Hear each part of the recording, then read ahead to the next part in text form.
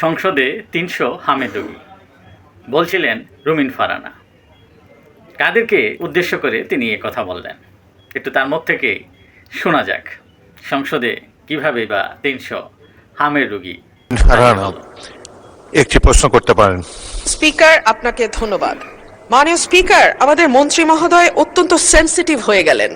উনি লক্ষ্য করলেন না যে আমি সংসদে সবার মধ্যে সীমাবদ্ধ না থেকে কথাটি উত্থাপন করিনি।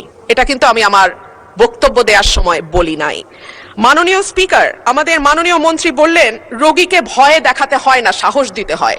আমি তো জানতাম আমি ৩০০ জন সংসদ সদস্যের সামনে কথা বলছি, ৩০০ জন হামের রোগীর সামনে তো মাননীয় স্পিকার আমি কথা বলছি না।